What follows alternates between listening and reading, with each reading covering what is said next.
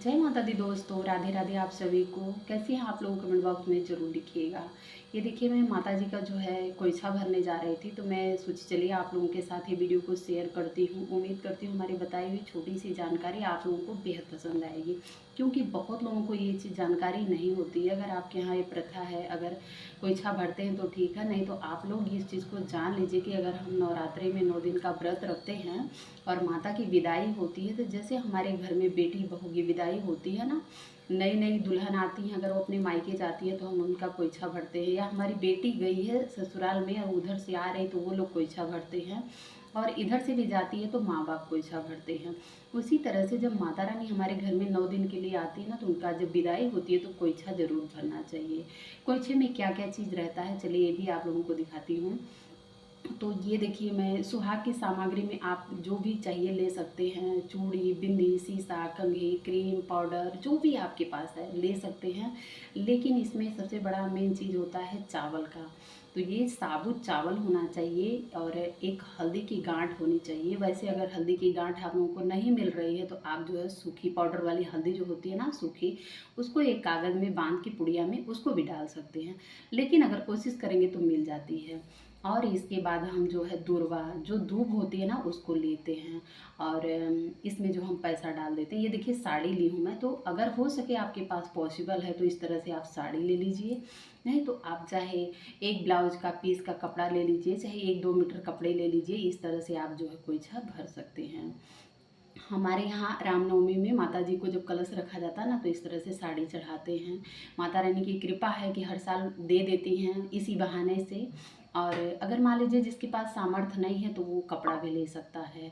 कपड़े में जैसे लाल लाल पीला होना चाहिए, तो आप 1 मीटर ब्लाउज की पीस भी ले सकते हैं, नहीं तो आप छोटी सी चुंदरी भी ले सकते हैं।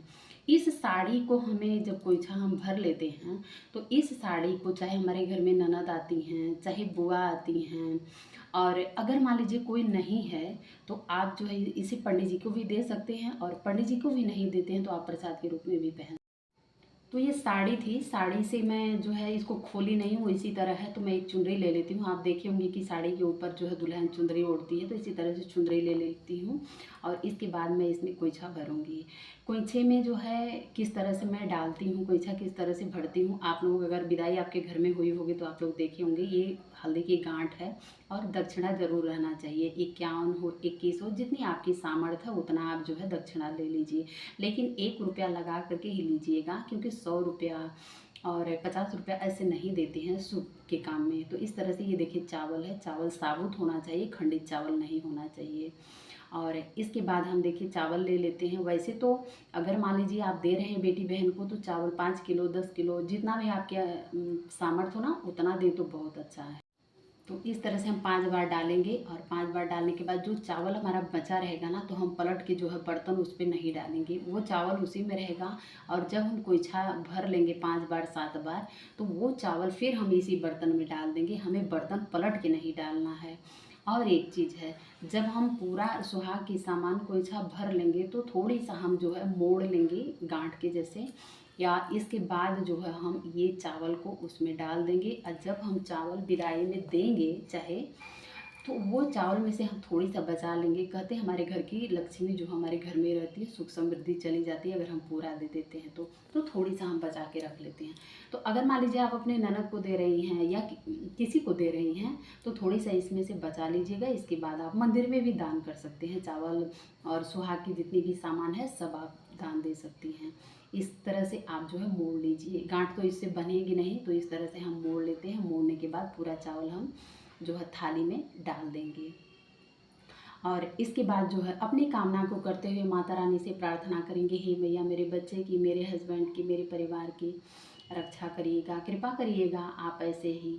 इस तरह से माता रानी से जो है कामना करेंगे। इस तरह से हम जो है खोइछा भरते हैं। कहते हैं कि खोइछा भरने से हमारे घर में सुख समृद्धि बनी रहती है और आने वाले तमाम संकट जो है दूर होते हैं। इनकी माता रानी की असीम कृपा बनती है। और हम जितने भी पैसा और सामग्री है ना, तो ज़्यादातर तो मान लीजिए लड़कियां आती हैं तो दे सकती हैं, लेकिन ये घर में जो है चावल इस्तेमाल नहीं होता है कि जैसे आप खाना इसको बना के चावल खा सकते हैं, या मतलब आप अपने काम में मत लीजिएगा। इस चावल को या तो हो सके तो मंदिर में ही ज़्यादातर दान दे दें, नहीं तो आपके घर में बेटी बहन आती हैं तो उनको दे दीजिए। खैर, 1 सवा किलो चावल अपनी बेटी बहन को कैसे हम देंगे, ये भी एक प्रॉब्लम होती है ना। और एक चीज़ है, बहुत लोग बोलते हैं कि क्या हम बार बार आते हैं तो कोई इच्छा बार बार भरना चाहिए। तो एक चीज़ ये भी है, जैसे लोकल लोग रहते हैं, लोकल मतलब ये होता है कि हम बार बार 2 दिन 3 दिन पे अप डाउन करते रहते हैं, तो उनको कोई इच्छा कैसे भरा जाएगा। इस तरह से नहीं, अगर आप 1 बरस में 2 बरस में विदाई की तरफ पे आप कितना भी उम्र के हो गए हो, उससे कोई फ़र्क नहीं पड़ता। लेकिन आप जो है साल 2 साल पे अपने मायके ससुराल जाते आते हैं तो कोई इच्छा भरना बेहद ज़रूरी होता है, ये बहुत शुभ माना जाता है। तो जय माता दी दोस्तों, हैप्पी नवरात्रि आप सभी को। माता रानी की कृपा आप सभी पे बनी रहे। उम्मीद करते हैं कि हमारी बताई हुई छोटी सी जानकारी आप लोगों को बेहद पसंद आएगी। राधे राधे आप सभी को। हमारे चैनल कुसुम के गौरी गोपाल में आप सभी का स्वागत है। वीडियो पसंद आए तो हमारे चैनल को लाइक ज़रूर करें। चैनल पे नए हैं तो सब्सक्राइब करना बिल्कुल मत भूलिए। बेल आइकन के प्रेस को जरूर टच करें ताकि जो भी पूजा पाठ के निमित्त, तीज त्यौहार के निमित्त, भक्ति के निमित्त जो भी मैं रिलेटेड वीडियो अपलोड करती हूँ आप लोगों तक उसका नोटिफिकेशन ज़रूर पहुँचे। अच्छा, एक चीज़ और है कि जैसे मान लीजिए हम कलसा भरे हैं तो क्या हम तुरंत हटा सकते हैं? जी नहीं, तुरंत नहीं हटाना चाहिए। इसको जब हम कल सुबह माता रानी की रामनवमी में पूजा करते हैं, हमारे घर में हवन होता है, प्रसाद चढ़ता है, तो नवमी भर ये पूरा रहेगा और इसके बाद 10वीं में जो है हम इसको हटा देंगे। दूसरे दिन हटाना चाहिए, तुरंत नहीं हटाना चाहिए। इस तरह से माता रानी की विदाई होती है। तो राधे राधे आप सभी को। उम्मीद करते हैं हमें बताई हुई छोटी सी जानकारी बहुत अच्छी लगी होगी। Thank you.